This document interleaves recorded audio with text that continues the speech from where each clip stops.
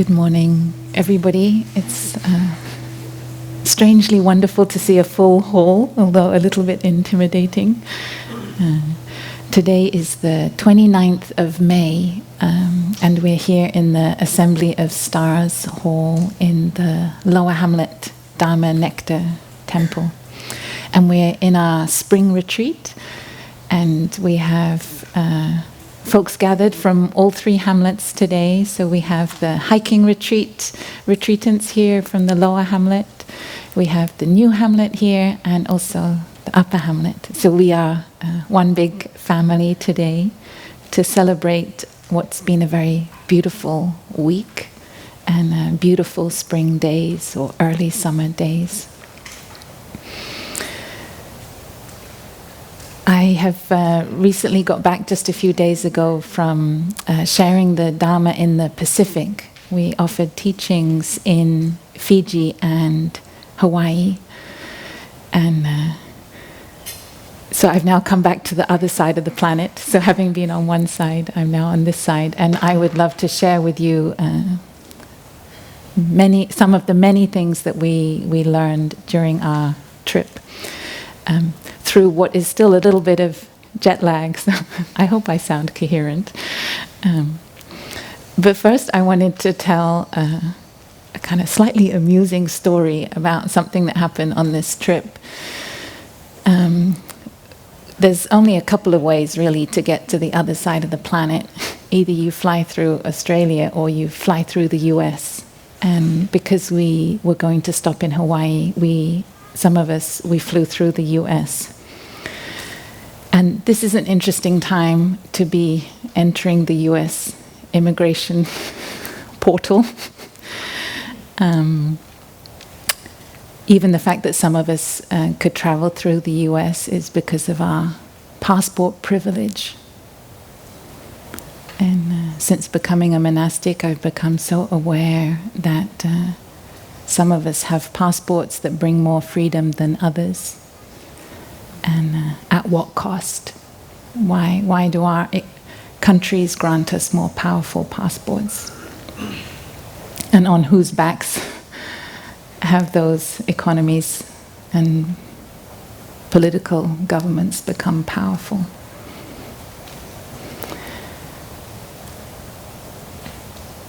As a young person, I traveled a lot, and I went in and out of the United States with no problems. Blonde hair, a little bit of makeup, big smile.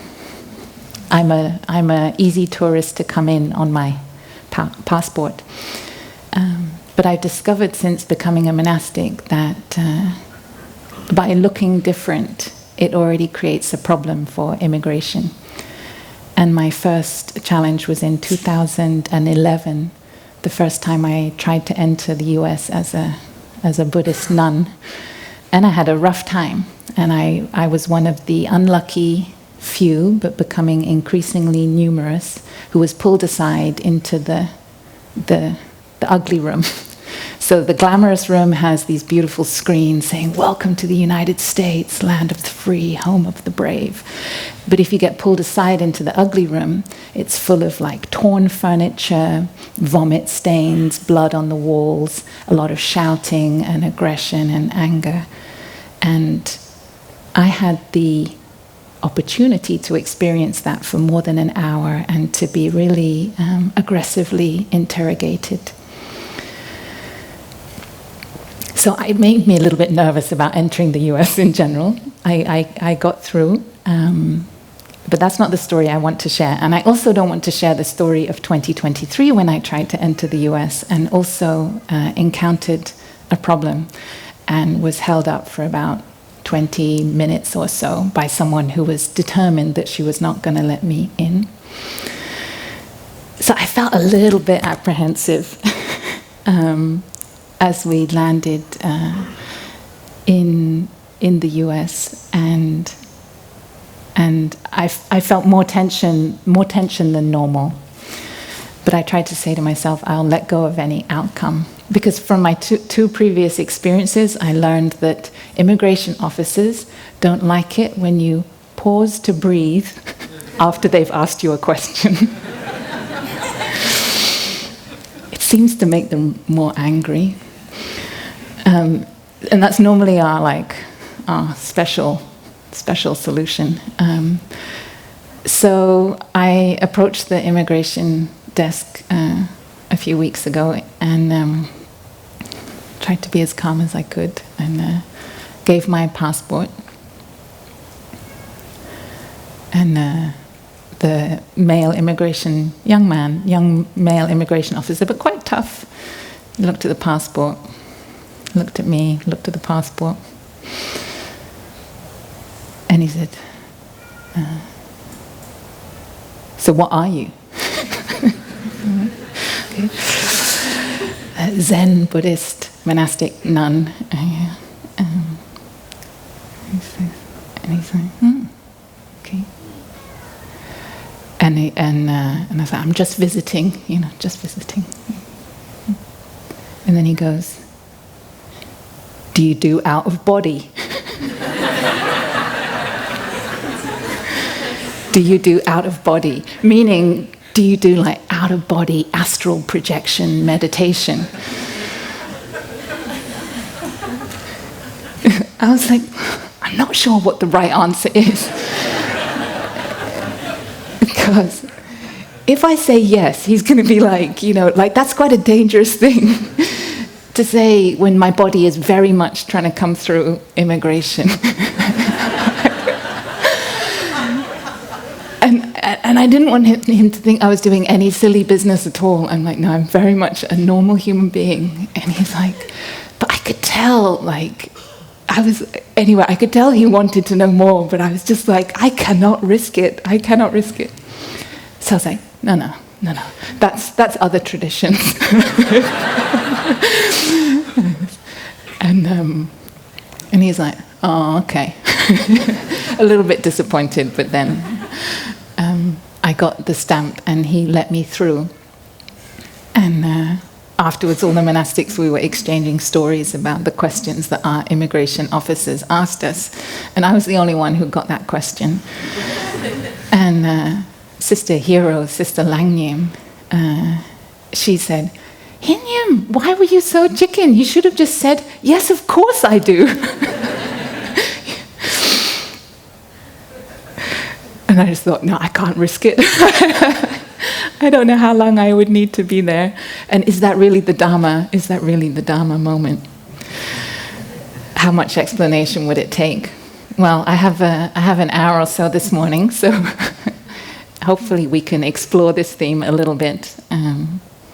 But never underestimate immigration officers, actually, because on another trip when we were entering Canada, I really connected with the immigration officer, and I found him kind of quite present. And so when we had all the questions, what kind of tradition are you, and so on, we explained, and then I said, and then as we were granted our stamp and went through, and I turned back and I said, we're doing an event. Can I just write it down? And I gave him a piece of paper of the event we were doing. And he came with his whole family. So immigration officers, believe in them, but be careful what you say. So I'd like to share a little bit this morning about being in the body. And we may think that the greatest superpower is to be out of the body and to go somewhere like far away, or to do something special, or to kind of transcend our body. But I've really come to understand that as humans, in this day and age, our greatest superpower is to have a body, to feel our body, and to be really embodied humans. And this may sound like such an obvious truism, but for those of us who have now this week had 6-7 days in the monastery, we've learned and probably discovered that we're much more in our body today than we were 5 or 6 days ago. And that is because everything in our society at the moment is to kind of alienate us from our body. We spend day and night, kind of running away from, all of our physical experiences, getting lost in screens, getting distracted, having a really dispersed mind. And we are everywhere except really feeling all of our senses in the present moment, feeling our breathing, feeling our body and everything our body has to kind of tell us. And in our kind of Buddhism, we understand the body as being the foundation of all of our spiritual practice, the foundation of our awakenings. It's a kind of portal to insight and to discovery. And what we will already have been learning in the last few days here, and for those of us who are living in Plum Village, we are learning this in a deeper and deeper way all the time, is that our body has so much information to tell us. And we spend very little of our normal days paying attention and listening to what our body has to say. And what's interesting about the body is it kind of has the good news and also the bad news. So that when we come back to our body, often the first thing we feel is the pain, the physical tension, the stress, the pressure, the ill-ease in our body. And yet at the same time, our body is a wonder, is a miracle, is an extraordinary symphony of kind of biological and earthly wonders. So both things are kind of happening at the same time. And part of the art and the challenge of mindfulness is to learn how to be with these two aspects, two facets of our bodily experience, to be able to have the courage and the compassion and the tenderness and the acceptance to find a way to be with the pain and soothe the pain. And also this kind of grace and curiosity to see the wonder of our body. Many of us, myself included, we may not like our body very much. We feel our body is not good enough in this or that way.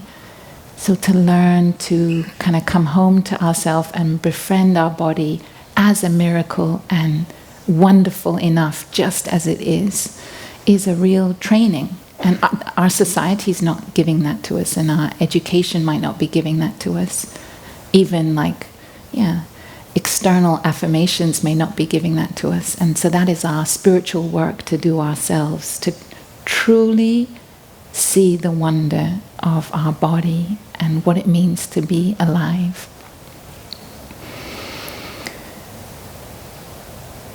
And the reason why coming back to our body is so important is that we live in challenging times, and sometimes there can be a sense that this has to be more challenging than other times. We may open up a screen on our go-to channel, whatever that is, either of news or feeds and so on, and we may think, what fresh hell is this today? What fresh hell is this? So we may feel that there's a kind of onslaught of challenge in our world today. I've come to understand that there are peoples and societies who have been experiencing fresh hells for many generations, for many centuries. And so it can be a slightly Western perspective to think that this is particularly worse than other times. There are some peoples through war, colonialism, extraction and exploitation who have been living through hells already for many centuries. But for some of us it may feel fresh, and new. And the reason we need to be able to be in our bodies when we are confronted with what is going on is this is our only place we have a chance to regulate, to self-regulate our response, to be able to take care of how our nervous system has been activated, to take care of all of those seeds in our consciousness that have been triggered by what we've read, what we've heard, what we've seen. So input is coming into our body through our senses, and it is running riot in our body-mind. And it is up to us to be there with and in our body to take care of how we're responding to what we're seeing, hearing, feeling. And perhaps actually one of the ways that our suffering might be new in our generation is that perhaps we are more alienated from our bodies than any previous generation, precisely because of the screens and the technology that is just taking us away from our felt experience all the time. And for many of us this week, it's been a real luxury and treat to be without our cell phones, or mostly without our cell phones, to be able to put them away. And we may have felt naturally our quality of presence, of concentration, of kind of stability strengthened simply for the fact that we don't have the constant distraction of the screen. Actually, in Plum Village, we're not kind of anti-technology. We may, when I say this, you may think that we're kind of anti-technology. We're not. We really understand the role that technology can play in helping us suffer less, or helping humanity and the world suffer less. But we have to be very careful about, really how we are using that technology.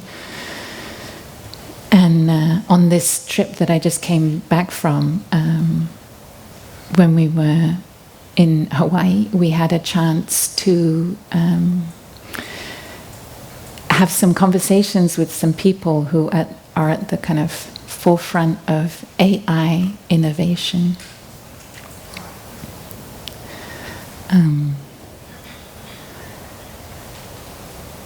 The trip was very intense, our time in Fiji and Hawaii, with many people from many different countries. We were there to offer retreats for change leaders, or in particular in the field of environmental justice, conservation, social justice, and climate change. And so we had convened diverse groups, one in Fiji that was from all over the Pacific Islands and Australasia.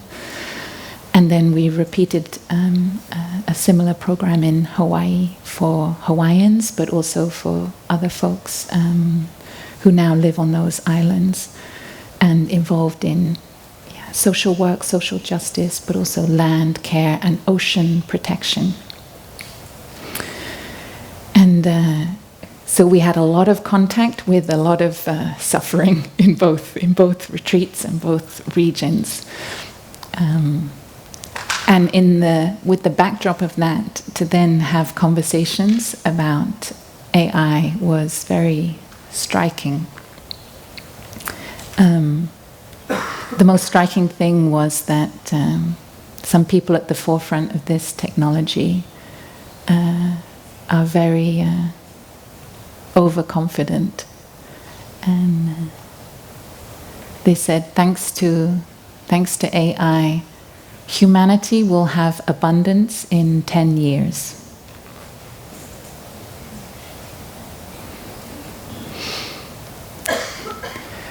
We weren't quite sure where to begin with that. So you're not looking, you're not listening, you haven't quite understood the challenge. You haven't quite understood the challenge. The problems that humanity faces right now are not problems that can be solved by AI. They are very human problems related to how we relate, for example, to trauma in our body, to relationships between families, societies, and nations. The problem is that traumatized people traumatize people. AI is not embodied enough to solve this, the problems of inequality, access to resources, access to healthcare, unjust food systems. You cannot write an algorithm to solve these things. But they're extremely confident, and that was alarming.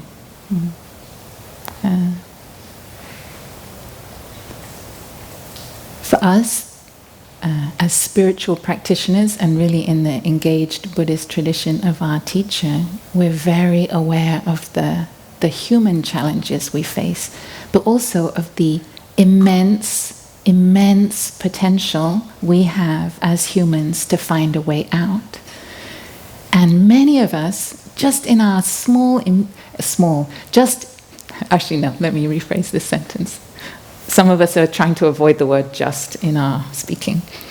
Many of us this week, in our experience, will already have touched that we start to see a way out through some of our own challenges and difficulties, with the power of becoming more mindful, more concentrated, and getting some insight. And I guess the kind of the good news, the strong message of our tradition is that we all have within us everything we need to be able to understand our pain and suffering, to be able to understand our actions, reactions, and responses, to find agency, and to find freedom and a way out for ourselves, for our communities, and for our society. So we have that seed of agency in all of us, and we will have started to touch it already this week.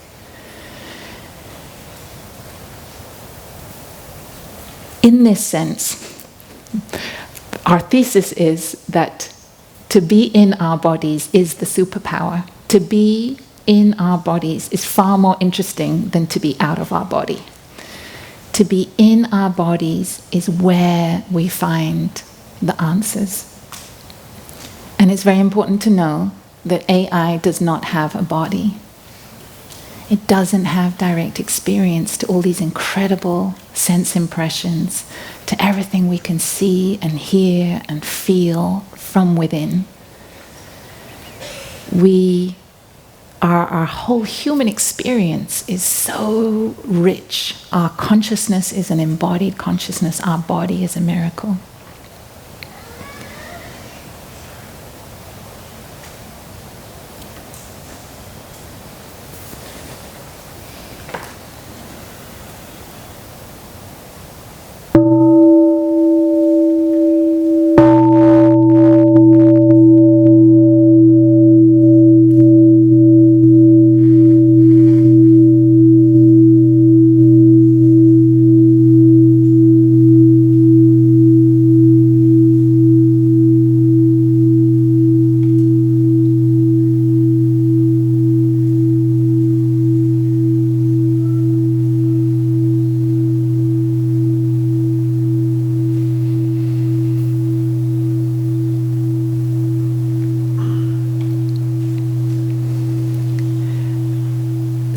Had a chance to be with our teacher when he met some Silicon Valley leaders back in 2013.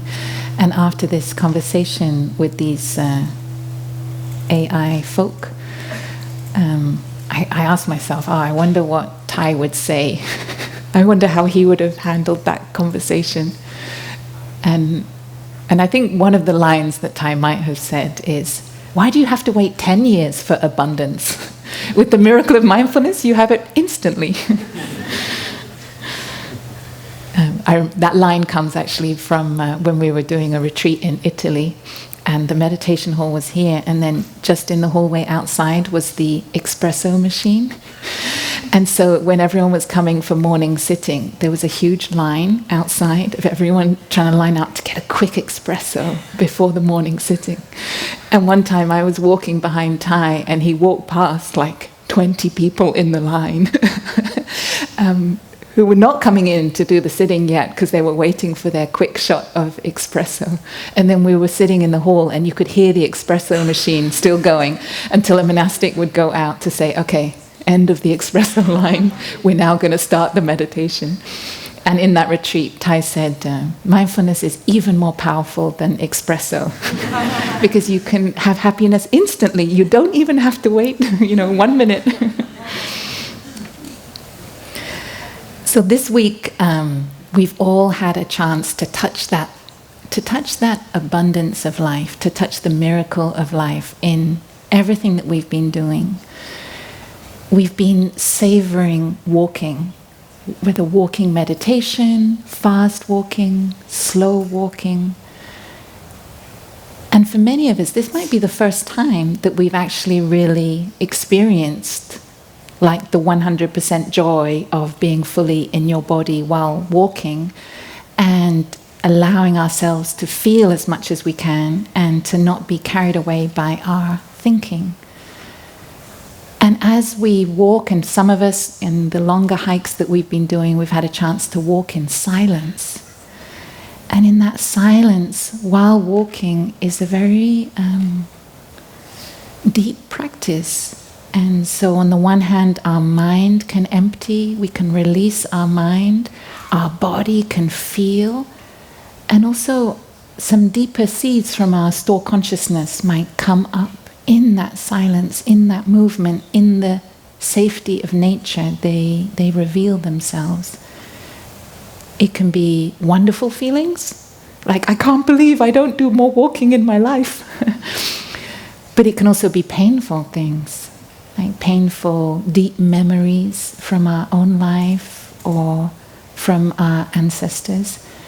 And many of us, simply by the act of walking in mindfulness, fully present, concentrated, and with the collective energy, we will have had a lot of insight this week.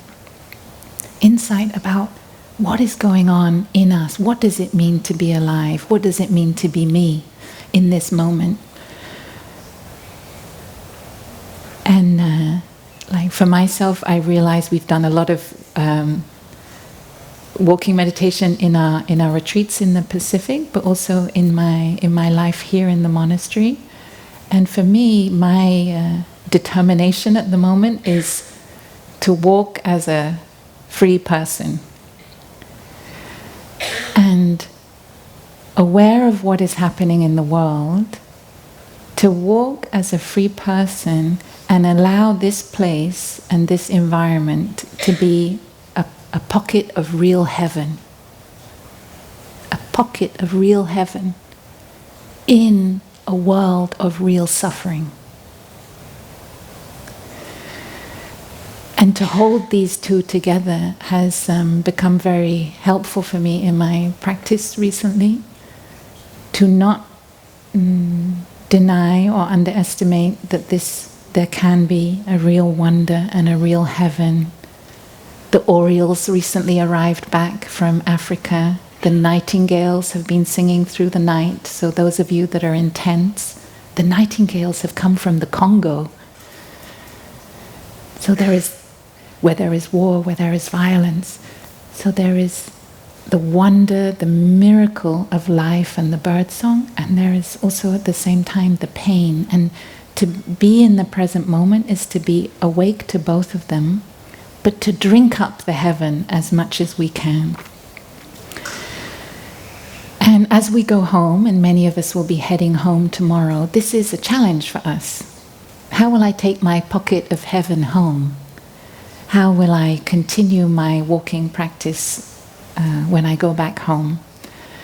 And so you may make a commitment that a couple of times a week, or a few times a week, you will go to a nearby park or garden and create a really nourishing moment for yourself. Or if you live near the ocean or near a river or a hill, to really create conditions to soak up the heaven that is near you. Because we need it. We need it to find our strength. We need it to nourish our body and mind. We need it kind of to survive.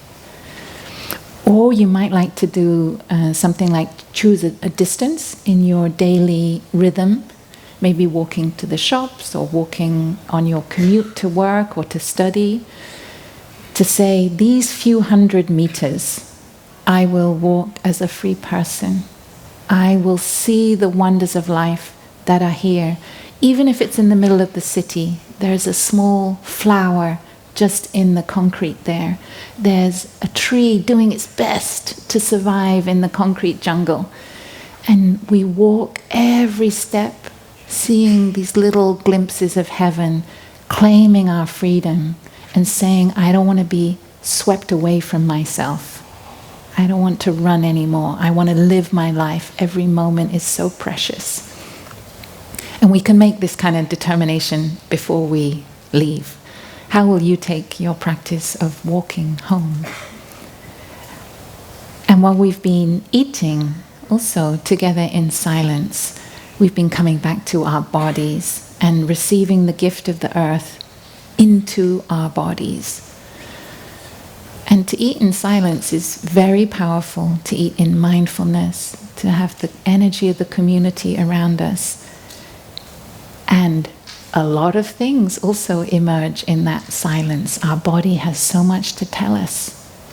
Maybe we've heard the voice of our ancestors in us who didn't have enough to eat, and so always serve a little bit too much. Or the energy of our parents running, trying to push us out of the house in the morning for get to school after breakfast. Maybe we learned to eat fast, to eat rushing, never enough. So these habits, we have a chance to transform deeply and really reclaim our life simply while eating. So how will you take the practice of eating mindfully home? How will you defend the space of the heaven around your food? Will you turn off the screens, turn off the music? Will you sit where you've got a slightly better view? Perhaps you might breathe in and out 3 times before any meal. See what your family members say. Come on, start eating. But maybe 3 breaths. Maybe we could try 3 breaths. And when we have a chance to eat alone, you can kind of flip it, because sometimes we feel sad to eat alone. But now with the practice of mindfulness, when you eat alone, you're completely free to eat as slow as you want, to look as deeply into your carrot or your piece of bread as slow as you want, and to really savor it. And eating slowly and mindfully when you're alone can connect you not just to the earth more deeply, but to our whole practicing community. You know that there are people all over the world eating their food deeply like this. And for me, in my eating practice recently, and in particular when we were in Fiji and Hawaii, I realized how the foods that we have at this moment in human history, in the year 2025, are unbelievably precious. Our ancestors didn't have these ingredients, these tastes, these flavors from all over the world. And frankly, our descendants probably won't. To be able to put your banana with an avocado, with a strawberry, this is extraordinary. And are we enjoying this for them? They may never have had a plate that looked like this. And our descendants may never have a plate that looks like this. So can we use the insight of impermanence to activate our gratitude, our wonder, and with that our vow. I vow to use the nourishment of this food to live my day well. I vow to give actions that help to use these calories well. And another thing we've all learned this week is the power of relaxing our body. And many of us, we may have only realized how tired or how burnt out we are, like on kind of day 2 or 3 of the retreat, when we realized, wow, I just need more sleep, more relaxation, more ease. And on our path of cultivating insight and awakening, relaxation is incredibly important. With ease and relaxation, our bodies can function better, our body's own inner way of healing can take place. When we're relaxed, our creativity can emerge. And when we're relaxed, our store consciousness, our deeper consciousness, can reveal its insights. So relaxation is so important on our spiritual path. And many of us may already be thinking, okay, how will I bring this practice of relaxation home? For those of you that work from home, the afternoon holy nap can now be built into your program. When I worked in an office, I always felt frustrated that there was like nowhere I could lie down to just lose consciousness for 10 minutes or 20 minutes. So I had to creatively use the toilet, put the seat down and sit and do a 10-minute body scan is possible. But for those of us who work from home, you can fully lie down at home, use the Plum Village app for some relaxations. And for us, like, there's an art to integrating the practice into our life. So we can think about whether you schedule the relaxation into your life. And also it's fun to share it with loved ones and friends. Let's all lie down and listen to this thing together. I did that with some success before ordaining. It's quite fun to kind of feel like children having a nap again. It's something we can share. But also we can do kind of what Sister Chang Kong used to describe as kind of like an urgent emergency relaxation, when we feel completely overwhelmed in our day, when our mind is not operating, when we are so stressed and under so much overwhelm and pressure. Go to the body. 101, SOS, back to the body, foundational. Find a way to be with our breathing. Find a way to be with our lungs, with our diaphragm, to come back to the body. Forget about the thinking, it's gone AWOL. Root ourselves in the body, and I guarantee that our ability to solve what we have to solve will be much better after we've done that. And another thing we've learned this week is the listening to each other. And this is an incredibly powerful practice. So in our sharing circles, and one reason we've been able to listen to each other in the sharing circles is because we've been listening to ourselves in the rest of the day, while we've been walking, while we've been sitting, while we've been enjoying the silence and the nature. And that's given us a lot more space to listen to others. And so as we go home, we may already think, who would I like to offer my listening to? How would I like to listen differently to some people in my life, whether it's people we live with or family members or colleagues? And earlier this year we also did another climate leaders retreat in Africa, in Tanzania.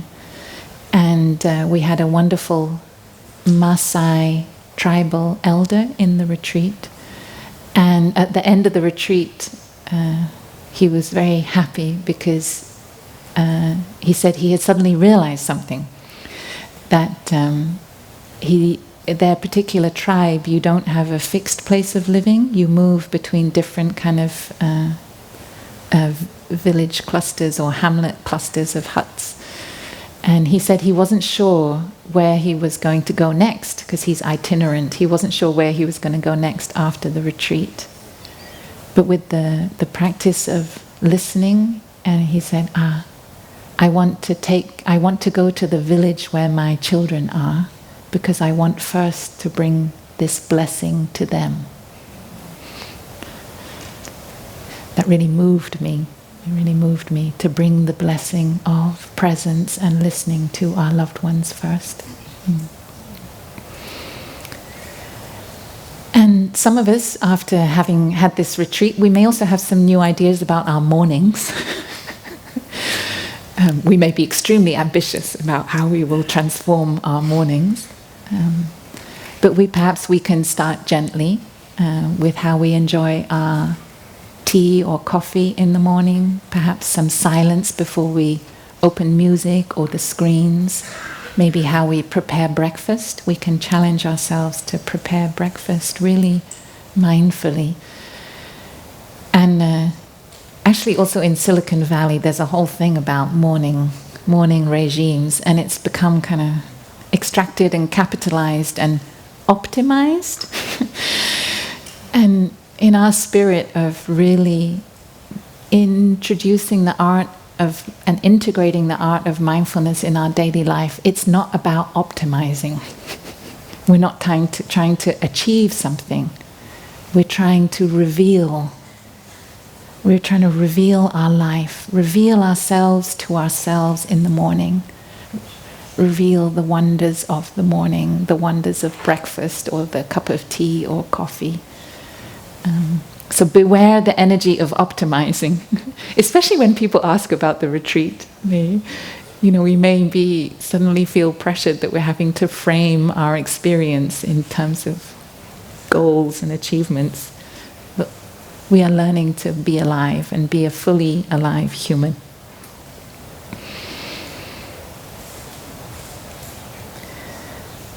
And this is something that we can know to be true ourselves.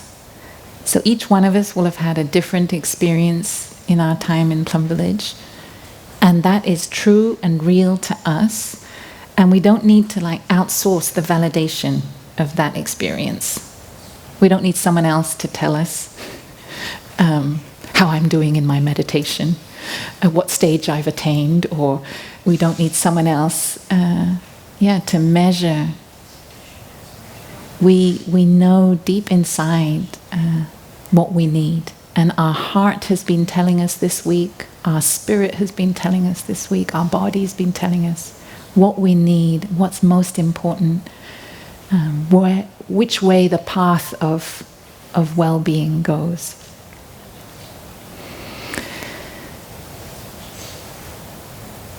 And I use the word well-being here, and I will give a bit of context to it, because for us, mindfulness isn't only about well-being, and sometimes mindfulness can get completely extracted and diluted and become only about making us feel well in a broken world. And that may then take away some of our determination to change or heal this broken world. But for us, mindfulness is about much more than being well.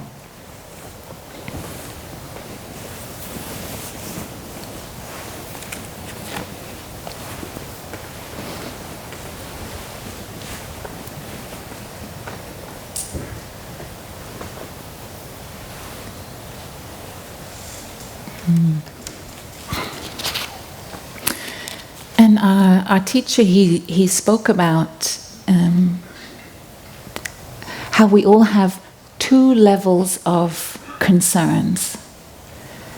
We have our daily concerns,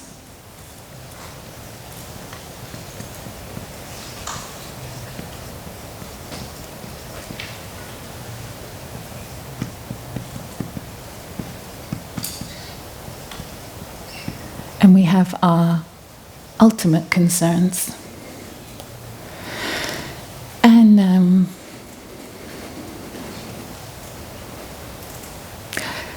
today I want to share that everything we have been learning this week, yes, it is helping us with our daily concerns, but it is also deeply helping us address and look into our ultimate concerns. So the daily concerns, they are everything that we are preoccupied with in our daily life. Having enough money to survive, to be able to pay the bills, to have enough food, to have a shelter or a home or a mortgage, to be able to have a salary or a job. These are kind of daily concerns. So we can speak about kind of material. There's a material aspect to them, which is very real. And mindfulness can really help us bring courage and clarity and stability to the struggle for our material concerns. And the other aspect of our daily concerns is kind of like our emotional and affective needs, especially in our relationships. We're very concerned, do our friends and loved ones or beloved one, do they love us? Do they understand us? Do I love them? Do I understand them? Are they supporting me? Am I supporting them enough? And so we can speak here about kind of some of our affective or emotional needs. And Thai, our teacher, he even used the word comforts here. We're looking for material comforts and we're looking for emotional comforts.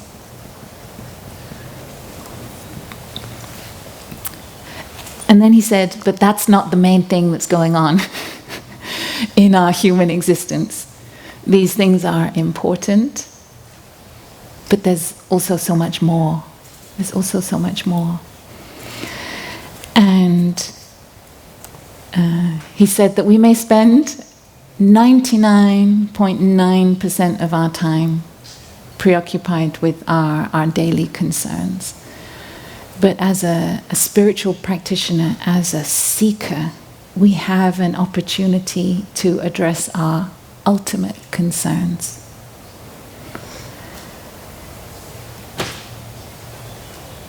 For example, who am I? Why am I here? What am I doing here? And we can ask that question in our professional life. For those of us that are monastics, we can ask it of our monastic life. What am I doing here? These are real questions. Who am I? What am I doing? And what do I want to do with my life? Does my life have meaning? And I remember when I was about 6 months into being a monastic, so I was a young novice, I was taking care of the young people's group in the summer retreat, and they had so many questions on these like ultimate concerns, because young people, they haven't yet numbed out the sound. And they had all these questions, and I didn't know how to answer them. And so I organized a little lunch. I asked Thai's attendant, would Thai sit with the young people? And at that time, there was not so many young people, like maybe 20 or 30. And so we had a lunch of Thai with the young people. And he's like, do you have any questions? And they started asking all of these kind of big, super big questions. And I was like, oh, thank heavens, I knew this was a good idea. I'm so glad that Thai is here to like help answer this. And I was like, and also like, I just do not know the answer, And so I was just so happy that he was going to be there. We get the absolute live Zen master wisdom. At which point he says, "Go on, you will answer."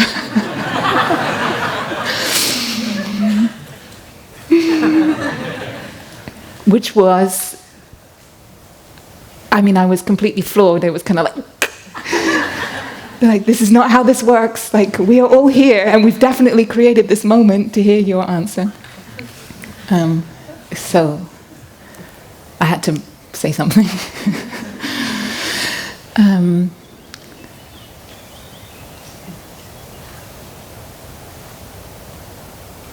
I'm not sure I can even remember what I said. I don't want to misrepresent. But what I learned in that moment was only we have the answers to our ultimate concerns. We can't even outsource it to the Zen master.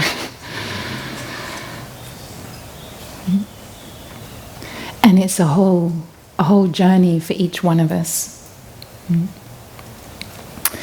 And Tai said that if we don't give time to listen and to look deeply into our ultimate concerns, we won't be able to have peace in our meditation. We won't be able to be at ease in our life because there's some work left undone. We're betraying our chance to address these things in this lifetime. And so when we ask ourselves these questions, who am I? What am I doing? Why am I here? What do I really want to do with my life? We're starting to get into what we could call our deepest desire. Our deepest desire. And that is what we learned about in the Four Nutriments. It's what we call volition.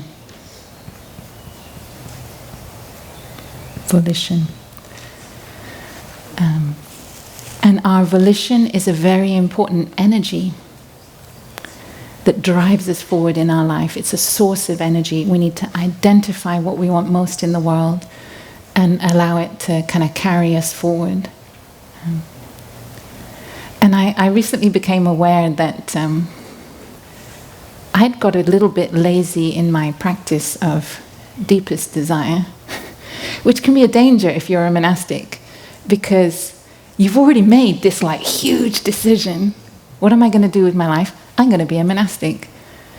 And a part of me had thought that that is something I just decide once, and then everything else unfolds from that, and then I just navigate that. But even for those of us as monastics, I've really come to see this is something we have to be asking ourselves all the time. There are so many ways we can live our monastic life, and which way are we choosing today, this season, this year? And to constantly be in dialogue with ourselves and the deepest seeds in us, to really be true to that. So it's not, what am I going to do with my life, is not a one-time decision for a career.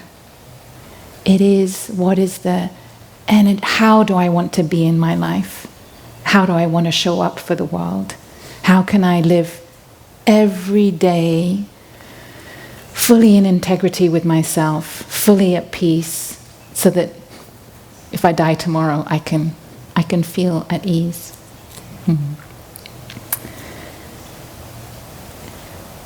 And actually, let us enjoy a sound of the bell.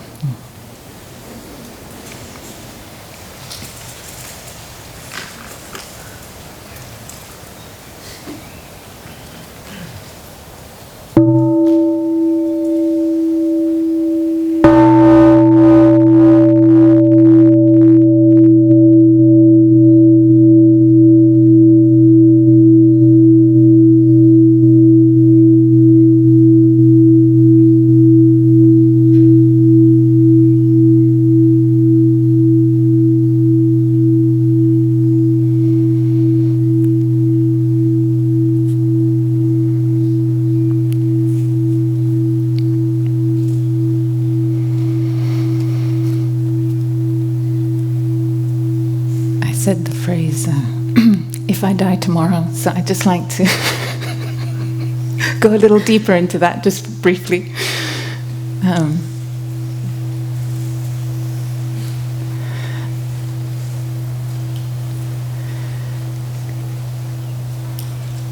When we talk about our life, what am I going to do with my life?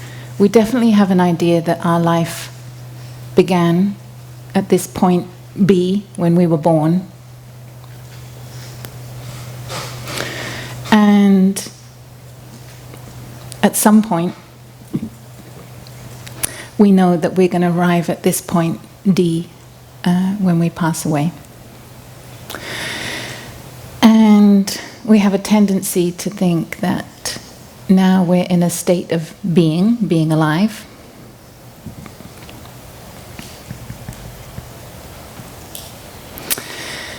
And that when we pass away, we're going to stop being. So we're going to enter non-being. And we're pretty sure that before we were born, we weren't here. So this is also non-being. And everything I've been talking about this morning, enjoy being alive, enjoy being in this living body, enjoy our breathing, enjoy the miracle of life. But what many of us have started to discover is that it would seem we are not just this distance.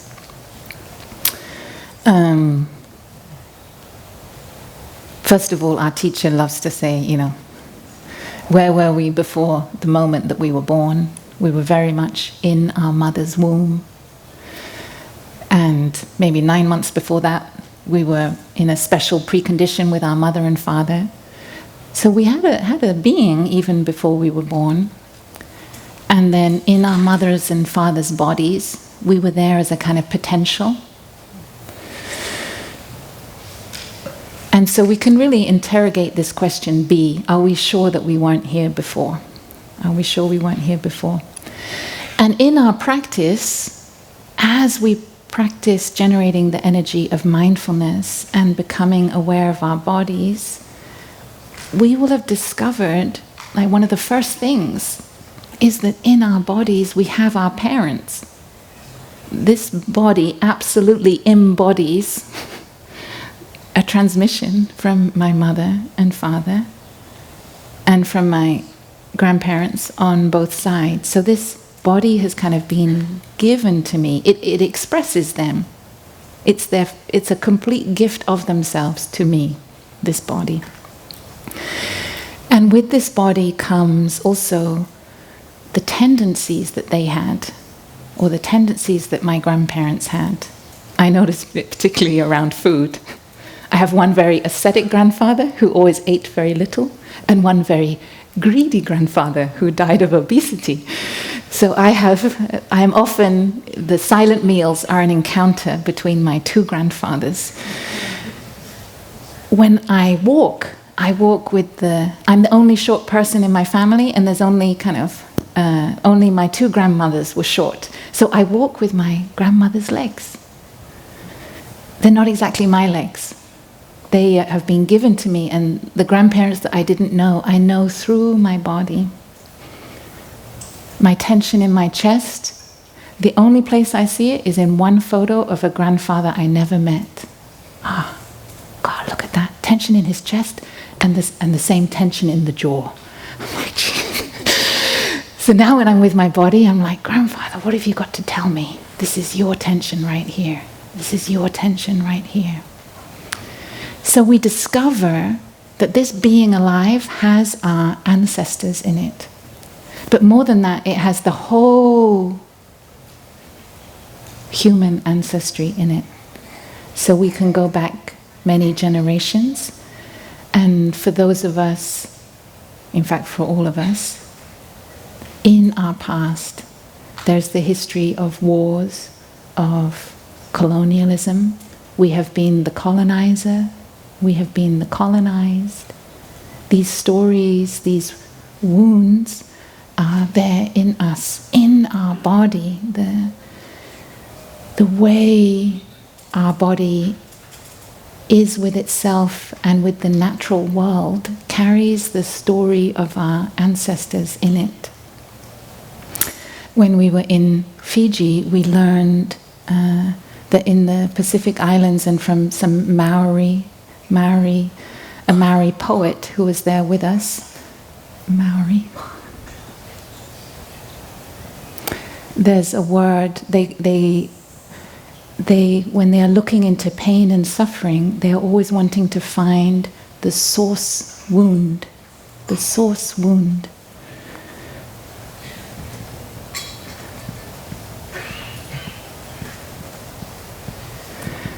And this can be quite a koan for us in our practice of deep looking.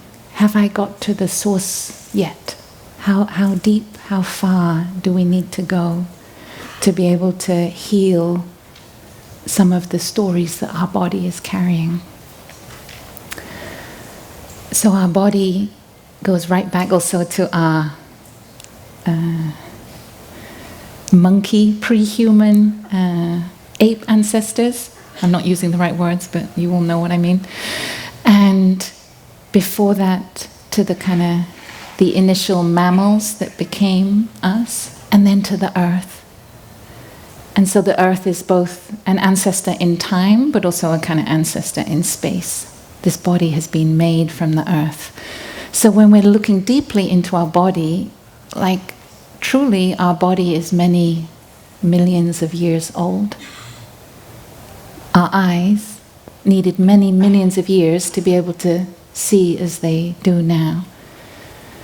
And not only are we millions of years old, but like when we're eating the carrot and the broccoli, and in particular the grains, they are also thousands of years old because of that cultivation. The carrots were never this sweet until our ancestors diligently cultivated them generation after generation. The same is true for the oatmeal or for the rice. So we're eating the labor of our ancestors, not just of the people who cook today. So time is there in our body and in everything around us. And when we come to this idea of non-being, there's a very important insight in Buddhism around what it means to be alive and what it means to have impact in the world. And the French philosopher Jean-Paul Sartre, so he has this very important phrase many of you will have heard, Homme est la somme de ses actes. So man or humankind, a human, is the sum of their actions. So what that means is that being alive is not only the bodily part of being alive, but it's what we are thinking, speaking, and doing with our body. So this is what we call our triple action.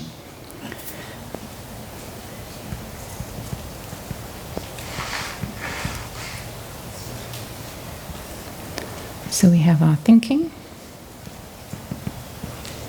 our speaking,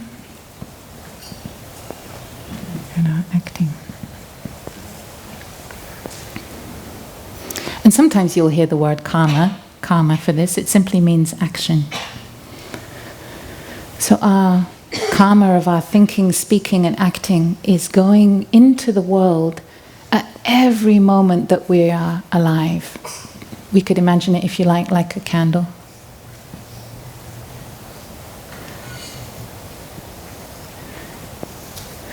Our actions radiate into the world and also back on ourselves.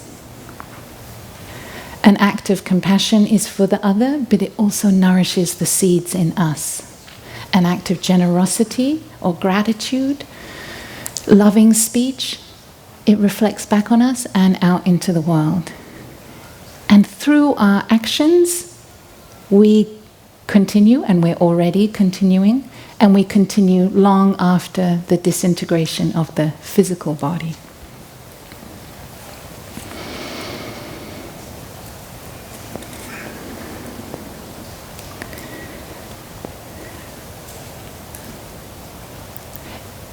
These teachings are very powerful, very deep. And in our retreats for climate leaders, so in Fiji, in Hawaii, and also in Africa, we discovered that it is possible to offer a lot of teaching without needing to deliver Buddhism. And this has been a really interesting journey for some of us. sometimes when Tai was asked what insight is he most happy with or proud of that he had, and there's one Q&A where he says, the realization that he said that I am able to let go of the idea of Buddhism. That he can be free from Buddhism as a label, as a package. And that's quite shocking and quite deep, because all the heritage and everything we're all experiencing here this week and in our practice is the gift of this wisdom tradition of Buddhism. And yet it has a kind of signless nature, a formless nature. And we can teach these very powerful and simple practices and teachings without needing to teach an apparatus of Buddhism or a religion, a dogma of Buddhism. And in the climate leaders retreats that we have done, it has been extremely powerful to see what we have to offer as Plum Village community, Plum Village monastics and fourfold, multifold community. What we have to offer is not exactly Buddhism. We don't need to give people Buddhism. And especially when we went to Africa, Africa has had more than enough imposition of different religions, different faiths coming from the outside to say, this is what can help you, this is what you need. So very intentionally, when we were designing and preparing the retreat in Africa, we said we will offer the practice of mindfulness with all its depth, but we will offer mindfulness. We will offer all the, well, we call them Dharma doors, but we didn't call them Dharma doors there, of being able to touch our ancestors, being able to touch into being able to generate the energy of mindfulness, and really practical tools for how to do it. And in our teachers' Dharma talks, you often see what's called the triple trainings: mindfulness,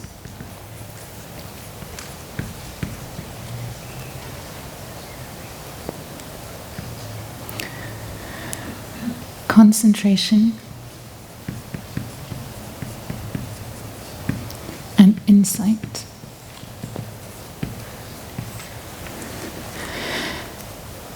And if I'm really honest, I think only recently have I really started to understand the power of these three trainings. In Tanzania, when we were able to generate a collective energy of mindfulness in the retreat, with the sitting meditation, the silence, the walking meditation, the mindful movements, the eating meditation, the Dharma sharing, the deep relaxation, what we were doing is bringing everyone, extremely talented bodhisattva heroes, incredible souls, bringing everyone into a collective energy of mindfulness. And that energy itself had so much power. Mindfulness of the body, the feelings, and of each other. And the structure of the retreat allowed us to hold that energy of mindfulness in a kind of state of concentration. Hours without being on the phone. Hours of being close to our body and our breathing. Hours of really being aware of the presence of everyone around us. And holding that energy of mindfulness and concentration in the insight of interbeing and interconnectedness. What that then allowed, everyone's insight just can reveal itself. So I don't know if this is interesting for the monastics, but what I'm trying to share is that I don't know what we think it is what we do when we offer retreats, but what we discovered in Africa when we offer retreats is that we're creating this incredibly powerful way to have a collective experience above all of mindfulness and concentration, which allows everyone's own insight to reveal themselves. For somehow this was the first time I'd realized that that's what I am doing with my life when I'm being a monastic in my life. This is what we're doing. Because I think somehow I had thought that we have to give insight, that somehow it's for us to generate it and then serve the world through insight. But now I've understood it differently. We create this powerful energy. And when we came to Fiji, and there was a huge amount of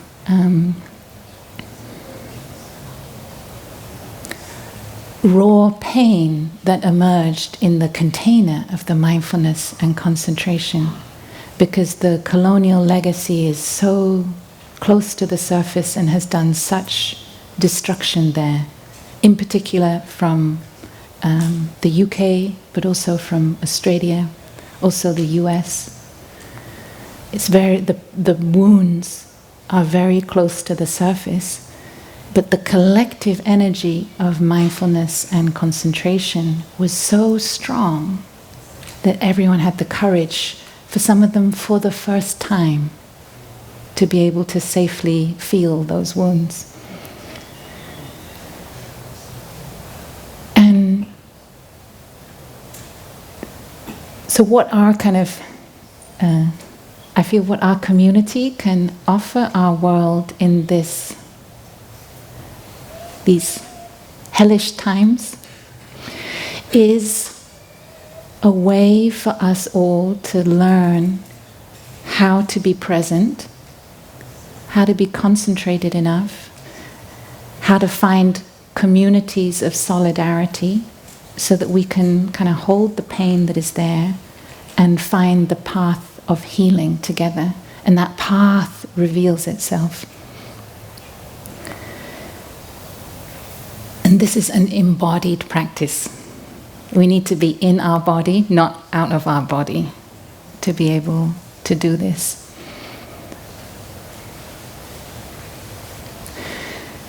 And when we go home to our friends, our families, our colleagues, they may ask us, what kind of Buddhism was it? Or they may press you a little bit to talk about Buddhism.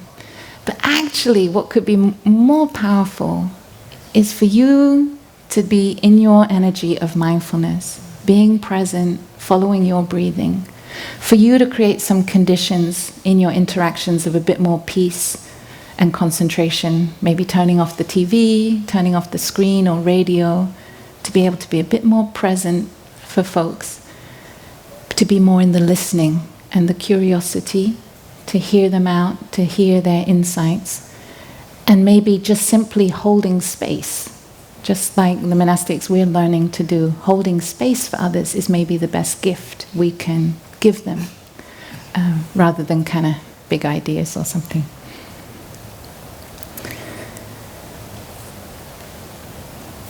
So I think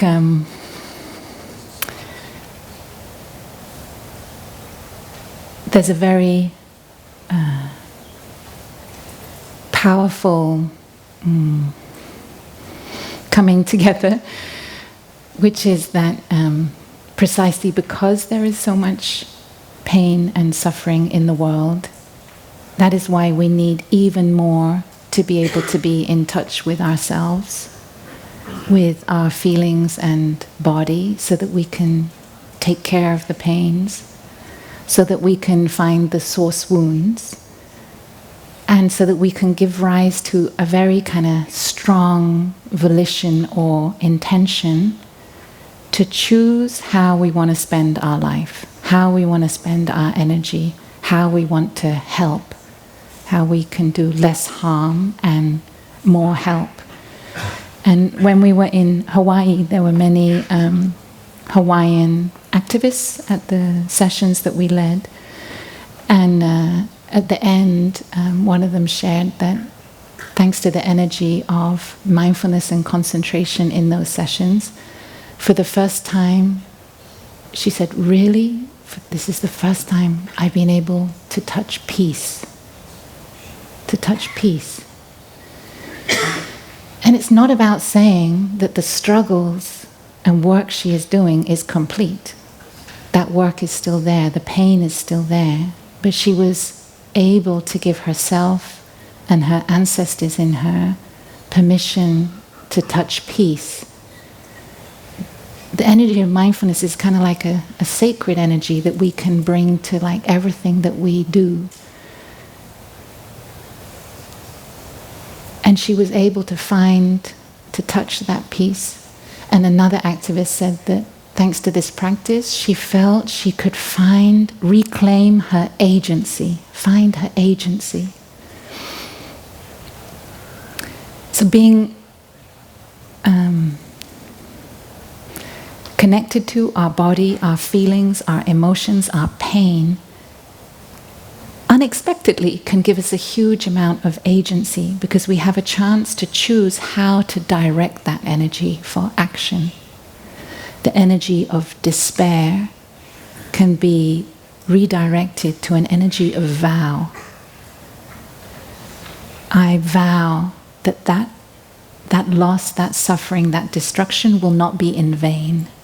I will invest my time and energy to be of service, to help, to find the way out. And so we learn how to move the energies through our anger. Our anger also contains love within it. So allow yourself to soften the anger and feel the love and the care that is kind of behind the anger, and transform that anger also into our volition, our vow. And so for each of us, how to be with ourselves is really part of the way out. So as the name of the Plum podcast, but the way out is in. We come into ourselves, and that gives us the energy to find the way out. And I'd just like to finish with some words that Tai had written and in this book, Love Letter to the Earth. And it's only recently, just in this spring, that I've started to understand a bit what he was talking about. And he says, humanity needs a kind of spirituality that we can all practice together. Dogmatism and fanaticism have been the cause of great separation and war. Misunderstanding and irreverence have been the cause of enormous injustice and destruction. In the 21st century, it should be possible for us to come together and offer ourselves the kind of religion that can help unite all people and all nations and remove all separation and discrimination. If existing religions and philosophies, as well as science, can make an effort to go in this direction, it will be possible to establish a cosmic religion, a cosmic spirituality, based not on myth or belief or dogma, but on evidence and the insight of interbeing. And that would be a giant leap for humankind.